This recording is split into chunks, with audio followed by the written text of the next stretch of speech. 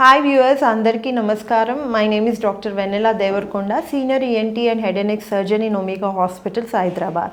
మనం ఈరోజు ఒక కాంప్లికేటెడ్ డిసీజ్, దాని మ్యాలిగ్నెంట్ ఓటైటిస్ ఎక్స్టర్నా గురించి తెలుసుకుందాం. మ్యాలిగ్నెంట్ ఓటైటిస్ ఎక్స్టర్నా అంటే ఏంటి? ఇది ఒక చెవికి సంబంధమైన severe kind of infection and it is dangerous and life threatening కూడా. సో ముందుగా మ్యాలిగ్నెంట్ ఓటైటిస్ ఎక్స్టర్నా దేనికి వస్తుంది? ఇది ముందు బయట చెవి నుంచి చెవి బోన్కి స్ప్రెడ్ అవుతుంది. చెవి బోన్ అంటే టెంపరల్ బోన్ అని అర్థం. దానికి మాస్టాయిడ్ బోన్ అంటాము, టింపానిక్ పార్ట్ అంటాము, పెట్రస్ పార్ట్ అంటాము. ఇలా 3 రకాల పార్ట్స్ ఉంటాయి. ఆ బోన్కి స్ప్రెడ్ అవుతుంది. ఇది ఎక్స్టర్నల్ ఇయర్ ఇన్ఫెక్షన్. ఇది ఒక బ్యాక్టీరియా లేదా ఫంగల్ ఇన్ఫెక్షన్ వల్ల, ఒక బ్యాక్టీరియల్ ఇన్ఫెక్షన్ వల్ల జరిగేది ఇది, ఆర్ ఫంగల్ ఇన్ఫెక్షన్ వల్ల. ఇది అందరి పేషెంట్స్లో వస్తుందా అంటే అది రాదు. ఇది మ్యాలిగ్నెంట్ సివియర్ ఇన్ఫెక్షన్ మెయిన్గా వీక్ ఇమ్యూన్ సిస్టమ్ ఉన్నవాళ్ళు, అన్కంట్రోల్డ్ డయాబెటీస్ ఉన్న వాళ్ళలోనే వస్తుంది. ఇది ఇంకా బోన్ డిస్ట్రక్షన్ని, కార్టిలేజ్ని, బోన్ని కూడా లోపల తినేసేయచ్చు. సో మ్యాలిగ్నెంట్ ఓటైటిస్ ఎక్స్టర్నాకి మెయిన్ కాజెస్ ఏంటి? క్రానిక్ డయాబెటీస్ లేదా వీక్ ఇమ్యూన్ సిస్టము,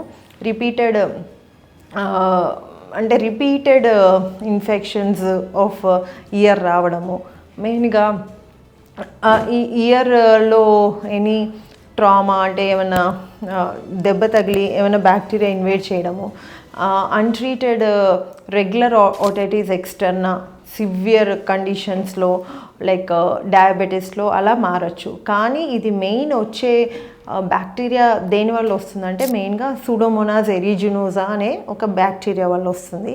ఇంకా అదర్ బ్యాక్టీరియా కొన్ని క్యాండిడా వల్ల రావచ్చు. ఇంకా అదర్ మెథిసిలిన్ రెసిస్టెంట్ స్టాఫ్ ఓరియస్ దానివల్ల కూడా రావచ్చు.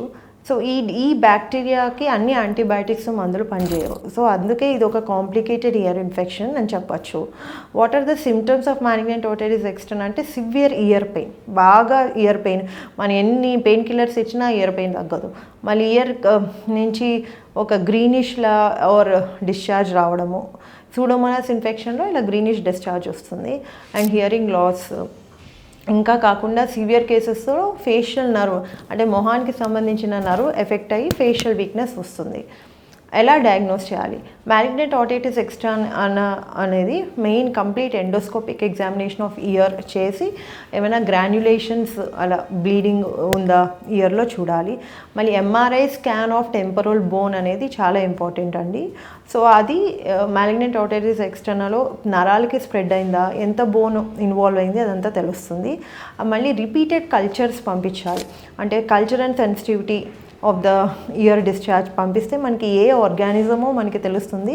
దాన్ని బట్టి మనం ఏ మందులు రాసి ఆ ఇన్ఫెక్షన్ని కంట్రోల్ చేయొచ్చో మనకి ఇన్ఫర్మేషన్ వస్తుంది. ట్రీట్మెంట్ ఆప్షన్స్ ఏంటంటే ఇంట్రావీనస్ యాంటీబయాటిక్స్, అంటే ఇది కంప్లీట్ హాస్పిటలైజేషన్ చేసి పేషెంట్ని ఇంట్రావీనస్ యాంటీబయాటిక్స్ ఇవ్వాలి. మెయిన్గా యాంటీ సూడోమోనల్ యాంటీబయాటిక్స్ ఇవ్వాలి.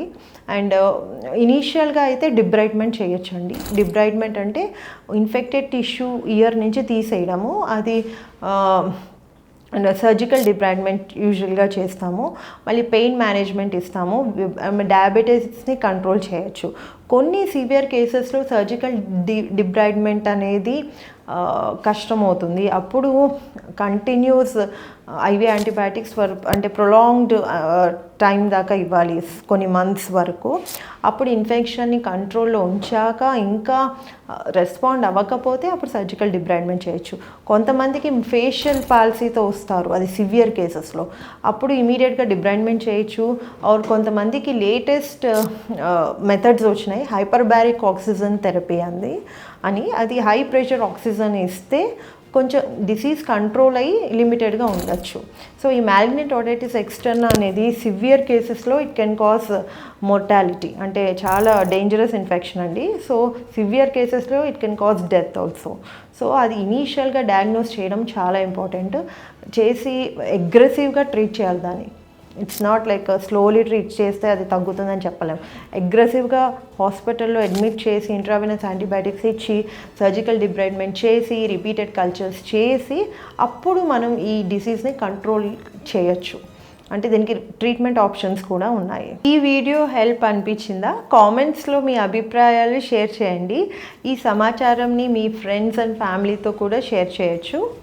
అండ్ ఎనీ అదర్ ఇన్ఫర్మేషన్ కోసం ఒమేగా వెబ్సైట్లోకి లాగిన్ చేయండి. Thanks for watching.